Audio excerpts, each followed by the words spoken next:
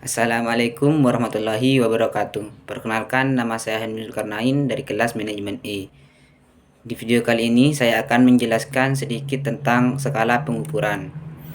Secara umum, skala pengukuran adalah sarana untuk menentukan panjang pendek interval yang telah ditentukan dalam satuan alat ukur.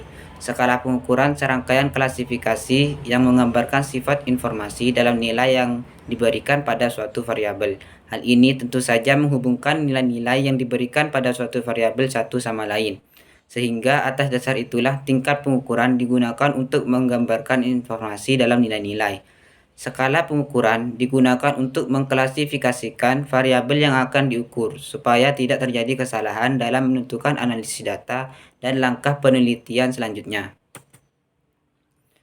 Selanjutnya, macam-macam skala pengukuran. Yang pertama, skala nominal, yang kedua, skala interval, yang ketiga, skala rasio, dan yang keempat, skala ordinal. Skala nominal. Skala nominal merupakan skala pengukuran paling sederhana atau tingkatannya paling rendah di dalam suatu penelitian. Skala ini berfungsi untuk mengkelompokkan data tetapi tidak memiliki arti. Contohnya, digunakan untuk memberi label, simbol, lambang atau nama pada sebuah kategori sehingga akan mempermudah pengelompokan data menurut kategorinya. Selanjutnya, skala interval.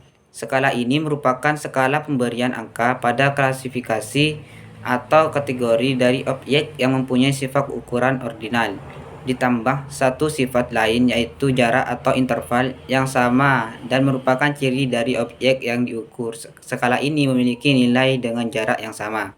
Contohnya, kepuasan seorang terhadap pelayanan suatu jasa dapat diberi skala interval 1, 2, 3, 4, 5 di mata nilai. 1 sangat tidak puas, 2 tidak puas, 3 biasa, 4 puas, dan yang 5 sangat puas. Selanjutnya, skala rasio. Skala rasio merupakan skala pengukuran yang ditujukan pada hasil pengukuran yang bisa dibedakan, diurutkan, memiliki jarak tertentu, dan bisa dibandingkan. Skala rasio merupakan tingkatan skala paling tinggi dan paling lengkap dibanding skala-skala lainnya. Skala rasio adalah skala yang dapat memberi arti perbandingan atau perkalian. Contohnya, misal tinggi badan Agung adalah 190 cm, sedangkan tinggi badan Agus adalah 95 cm. Pada situasi ini, dapat dikatakan bahwa jarak tinggi badan Agus dengan Agung adalah 95 cm. Bisa juga dikatakan bahwa tinggi badan Agung 2 kali tinggi badan Agus. Selanjutnya, skala ordinal.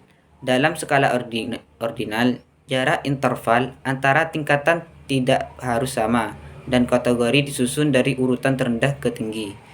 Ciri-ciri skala ordinal diantaranya data saling memisah, data bersifat logis, mengikuti aturan, dan kategori data ditentukan oleh skala berdasarkan pada jumlah karakteristik yang dipunyai. Skala ordinal lebih tinggi atau kuat dibanding skala nominal. Misalkan tingkat pendidikan SD, SMP, SMA. Tentunya tingkatan pendidikan SD akan lebih rendah jika dibandingkan dengan dua tingkat lainnya. Dan sebaliknya, data yang digunakan dalam skala pengukuran ini juga menggunakan data kategori. Selanjutnya, instrumen pengukuran. Instrumen pengukuran merupakan alat yang digunakan untuk mengukur variabel. Berikut adalah beberapa macam dari instrumen pengukuran. Yang pertama, kuesioner atau untuk mengukur data kualitatif. Yang kedua, alat ukur saintifik, terometer, meteran, neraca, stopwatch, dan lain-lain untuk mengukur data kuantitatif.